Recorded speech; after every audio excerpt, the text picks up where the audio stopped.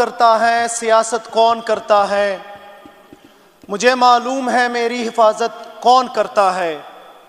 ہم نے لاج رکھی ہے اپنی بزرگوں کی یہاں، ورنہ سبھی ٹکڑوں پہ پلتے ہیں، بغاوت کون کرتا ہے۔ جناب اسپیکر صاحب، 24 نومبر 2024 پاکستانی نوجوانوں کی خوابوں اور امیدوں کا دن، کہ جب قائد تحریک امام انقلاب عمران خان صاحب نے 24 نومبر کی کال دی تو اس ملک کے خداداد کے نوجوان یہ سوچ رہے تھے کہ ہم نکلیں گے لاکھوں کی تعداد میں اور اپنے مستقبل کو سنوارنے کے لیے اس عظیم دھرتی، عظیم ملک کے عظیم سپوت اور عظیم لیڈر عمران خان کو رہا کروائیں گے۔ اور جہاں پہ رہائی کے لیے ہم جاتے تھے، وہیں پہ اس قوم کے نوجوانوں نے اپنے زمانہ تعلیم علمی میں یہ پڑھا تھا کہ ریاست ماں ہوتی ہے اور ریاست کے ادارے وہ اس ملک کے شہریوں کو تحفظ دیتی ہے۔ ہم چل نکلے اور پورے پاکستان سے لوگوں کی لاکھوں کی تعداد میں لوگ نکلے۔ یہ پہلی دفعہ ہوا ہے کہ اس ملک میں، اس پاکستان میں ایک بندہ غیر قانونی طور پہ قید کے اندر موجود ہے اور وہ صرف وہاں سے کال دیتا ہے اور یہاں سے لاکھوں کی تعداد میں لوگ اپنے خرچے کے اوپر نکلتے ہیں۔ ہم نکلے اور جیسے ہم 9 اپریل کے بعد صحبتیں اور تکالیف برداشت کر رہے ہیں، اسی طرح رستے میں رکاوٹیں ڈالی گئی، رستے روکے گئے، شیلنگی ہوتی گئی، ربڑز بلٹ داغے گئے۔ کچھ فرعون نما آفیسرز نے چیلنج کیا تھا کہ آپ اٹک پار نہیں کر سکتے، ان کی فرعونیت کو بھی خاک میں ملا دیا اور 2 دن کے طویل سفر و جدوجہد کے بعد کچھ زخمی ہو کر اور کچھ بہت ہی تکالیف کے بعد بری حالت میں ہم ڈی چوک پہنچے۔ پرامن تھے، نہتے تھے، تحریک انصاف کا علم تاما تھا، پاکستان کا علم تاما تھا، پاکستان زندہ باد کا نعرہ بلند کیا، عمران خان کا نعرہ بلند کیا۔ ہمیں یہ پتہ نہیں تھا کہ یہاں پہ درندے بیٹھے ہوں گے۔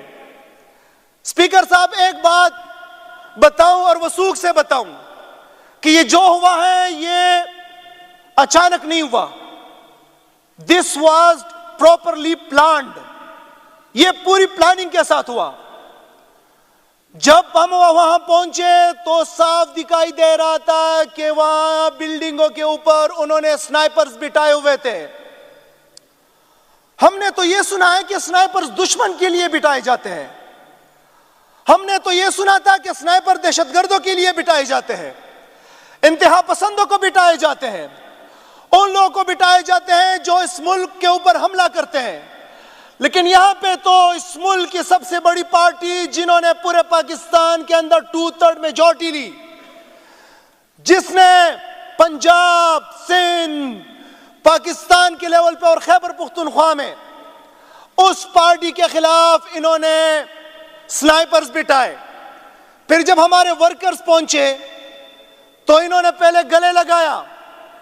اور پھر رات کے وقت جناب اسپیکر صاحب انہوں نے تمام بلڈنگز کے لائٹس بند کر کے سیدھی سیدھی گولیاں چلائی۔ اب اگر ان کا مقصد احتجاج کو منتشر کرنا ہوتا تو وہ محمد علی کے ماتھے پہ گولی نہ چلاتا۔ اگر ان کا مقصد احتجاج کو اور لوگوں کو منتشر کرنا ہوتا تو وہ ستی کے کنپٹی پہ گولی نہ چلاتا۔ اگر ان کا مقصد احتجاج اور لوگوں کو منتشر کرنا ہوتا تو وہ مردان کے صدر علی کے کھوپڑی میں گولی نہ داغے ہوتے۔ مقصد انتشار منتشر کرنا نہیں تھا، بلکہ مقصد یہ تھا کہ جو لندن پلان بنا تھا کہ پاکستان تحریک انصاف کو ہم کچلیں گے، وہ ان سے کچلا نہیں جا رہا۔ جو پلان بنا تھا کہ تحریک انصاف کے چیئرمین عمران خان کو ہم توڑیں گے، وہ ٹوٹ نہیں رہا۔ تو یہ سمجھ رہے تھے کہ ہم ان کے ورکرز کو نشانہ بنائیں گے، ان کو شہید کریں گے تو تحریک انصاف ٹوٹ جائے گی۔ او ظالموں، او بزدلوں، او بغیرتوں، تمہاری سوچ ہے یہ تحریک مرے گی نہیں، یہ تحریک ختم نہیں ہوگی، یہ تحریک مزید توانا ہوگی انشاءاللہ تعالی، اور تمہارا پیچھا کرے گی، تمہارا پیچھا ان ایوانوں میں کرے گی، تمہارے دفتروں میں کرے گی، اور تب تک انشاءاللہ تعالی یہ تحریک نہیں بیٹھے گی جب تک کہ حقیقی آزادی تم سے حاصل کر نہیں لیتی انشاءاللہ تعالی۔ جناب اسپیکر، بے شرمی کی انتہا تو یہ ہے کہ یہاں پر ریاست اپنے بچے کو نگل رہی ہے۔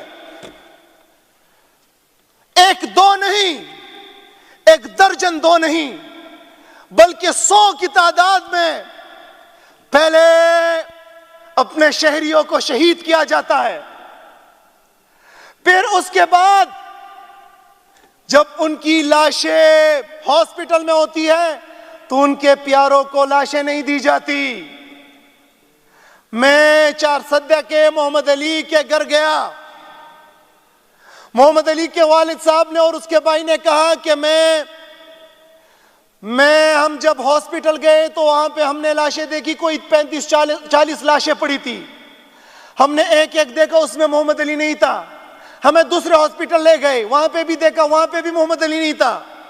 ہمیں پھر پنڈی لے کے گئے مردہ خانے، اور وہاں پہ جب ہم نے باکسز کھولی تو 5واں باکس کھولا، اس کے بعد چھٹا کھولا تو محمد علی نکلا۔ جب ہم نے ان سے ڈیڈ باڈی کی ڈیمانڈ کی تو انہوں نے اتنا سٹیمپ پیپر نکالا، ایفیڈیوٹ نکالا کہ پہلے آپ انگوٹھا دبائیں گے، دستخط کریں گے، اس کے بعد آپ کو ڈیڈ باڈی ملے گی۔ ظالموں، ہم شاید آپ کے پاس شاید اسلحہ زیادہ ہے، ہم تو نہتے ہیں، لیکن ہم اس رب تعالیٰ سے یہ دعا کرتے ہیں کہ اللہ تعالیٰ تو ان تمام مخلوقات کا خالق ہے۔ اے اللہ، تو اس مظلوم کی آہ و پکار کو سن رہا ہے کہ ایک تو اس کو شہید کیا گیا، اوپر سے اس کی ڈیڈ باڈی ان کے ورثاء کو نہیں دی جا رہی۔ یا اللہ، ایسے ظالموں کو تو رسی کھینچ لے، ان کی اوقات دکھا دے۔ اس کے بعد اس ناجائز حکومت کے محسن نقوی، میں سمجھتا ہوں کہ اس کا کوئی اصل نسل کا پتہ نہیں ہے، اس کی پیدائش کے اوپر بھی شک ہوگا کہ اس کی پیدائش کہاں اور کس طریقے سے ہوئی، لیکن اس کے ساتھ جو عطا ٹرٹر بیٹھا کھڑا ہوا تھا اور جو بڑے فخری انداز سے کہہ رہا تھا کہ کہاں پہ شیلنگ ہوئی ہے، کہاں پہ گولی چلی ہے، آؤ میرے سامنے بیٹھ کے مناظرہ کرو، اور اس کلام الہی کے اوپر جس کے اوپر تم بھی ایمان رکھتے اور ہم بھی ایمان رکھتے، شاید تم ایمان بھی نہیں رکھتے اس لیے تمہیں شہداء کی تکریم کا بھی پتہ نہیں ہے، ہاتھ رکھ کے بتاؤ کہ کیا وہاں پہ شہید ہوئے ہیں کہ نہیں، کیا وہاں پہ گولی چلی ہے یا نہیں، یا تم لوگوں نے اس کو مارا ہے یا نہیں۔ تمہیں بتانا چاہتا ہوں عطا تارڑ، تم ان ایوانوں میں زیادہ دیر رہ نہیں سکتے، زیادہ دیر ٹک نہیں سکتے، تم نے آنا ہوگا۔ تمہارے وہ بڑے بڑے جو خدا اور فرعون بنے ہوئے تھے، وہ لوگوں کا مقابلہ نہیں کر سکتے، سامنا نہیں کر سکتے، لوگوں کا اپنا ایڈریس نہیں دے سکتے۔ تم تو ایک چھوٹی چونٹی ہو، تم لوگوں کا مقابلہ کیسے کرو گے؟ دیکھو گے تم 1 ماہ بعد، 2 ماہ بعد، 6 ماہ بعد، 1 سال بعد جب لوگوں کے سامنے جاؤ گے، تمہیں لوگ تمہاری اوقات دکھائیں گے انشاءاللہ تعالی۔ جناب اسپیکر صاحب، بڑے میڈیا کے اوپر آتے ہیں اور ڈینائی کرتے ہیں۔ میں جیسے شفیع اللہ خان صاحب نے کہا کہ میڈیا کی مجبوری ہے، لیکن میں بعض صحافیوں کو داد دیتا ہوں، خراج تحسین پیش کرتا ہوں کہ جس طریقے سے وہ وہاں پہ آئے، انہوں نے رپورٹنگ کی، اور اس کے بعد اس سیاہ دور کے اندر، اس ڈریکونین ان ڈکلیئرڈ مارشل لا کے اندر انہوں نے حقائق دکھائے لوگوں کو، دنیا کو، چاہے وہ ہمارے صحافی ہیں پاکستان کے یا دنیا پاکستان سے باہر فورن ہے۔ وہاں پہ آئے حامد میر آیا، ستور آئے، جیو کی ایک صحافی ہے مریم نواز وہ آئی، حسنین آیا، ثاقب کرل آیا، اور بہت سے صحافی، ہمارے پشاور کے بہت سے صحافی، اور انہوں نے وہ چہرہ ان کا دکھایا۔ آج جب تمام دنیا یک آواز اور یک زبان کہہ رہے ہیں کہ وہاں پہ نہ صرف ظلم ہوا، بربریت ہوئی، سفاکیت ہوئی، بلکہ وہاں پہ خون کے دریا بہائے گئے، وہاں پہ یہ توجہ ہٹانے کے لیے کہہ رہے ہیں کہ مراد سعید وہاں پہ آیا تھا، وہاں پہ یہ کہہ رہے ہیں کہ مراد سعید نے لیڈ کیا، مراد سعید نے گروپ بنایا تھا 1500 لوگوں کا۔ او عطا ٹرٹر، جب مراد سعید آئے گا تمہاری شلوار گیلی ہو جائے گی، اتنے لوگ نکلیں گے انشاءاللہ تعالی، تب تو انقلاب آئے گا، انقلاب تمہیں پتہ ہے اس کا، یہ مراد سعید کے بغیر ہوا تھا۔ اور ہاں، اگر تمہارا یہ سوچ ہے کہ یہ کہانی ختم شد، تو کہانی ختم شد نہیں، کہانی تو ابھی شروع ہوئی ہے میرے بھائی، ابھی تو پتہ لگے گا۔ ابھی یہاں پہ تحریک انصاف کے نوجوان زندہ ہے، تحریک انصاف کی قیادت زندہ ہے، تحریک انصاف کے وہ سپاہی جو عمران خان کے کال پہ مر مٹنے کے لیے تیار ہیں وہ زندہ ہے۔ اور اگر آپ یہ کہتے ہو کہ یہ میڈیا ٹاک سے اور مختلف ہیلو بہانوں سے، اور جو آپ کا اٹک کا ڈی پی او کہہ رہا ہے کہ دہشت گرد تھے اور ہم نے اتنے لوگوں کو پکڑا، اس سے ڈرائیں گے اور لوگوں کی توجہ ہٹائیں گے، سوال ہی پیدا نہیں ہوتا۔ ہم سوال کریں گے، ہم جواب مانگیں گے، ہم 26 نومبر کے واقعے کو نہ خود بھولیں گے، نہ کسی کو بھولنے دیں گے، اور بار بار دہرائیں گے کہ بتاؤ ظالموں گولی کیوں چلائی تھی، بتاؤ ظالموں گولی کس نے چلائی تھی، بتاؤ ظالموں گولی کس کے حکم پہ چلائی تھی، تم تو محافظ تھے، تم قاتل کب سے بن گئے۔ تو جناب اسپیکر صاحب، یہ تحریک تھمی نہیں ہے،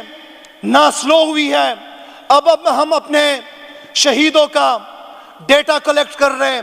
اپنے زخمیوں کا ڈیٹا کلیکٹ کر رہے ہیں، اپنے جو ہمارے گرفتار ہیں ان کا ڈیٹا کلیکٹ کر رہے ہیں، ان کے لیے ہم لیگل ایڈ دے رہے ہیں ان کو چھڑانے کے لیے۔ انشاءاللہ تعالی جیسے ہی یہ مکمل ہوگا اس کے بعد پھر ہم اپنی حکمت عملی جو ہے وہ واضح کریں گے، اور یہ جو پرامن تحریک ہے انشاءاللہ تعالی اس کو پھر سے سٹارٹ کریں گے۔ بہت شکریہ جناب اسپیکر صاحب۔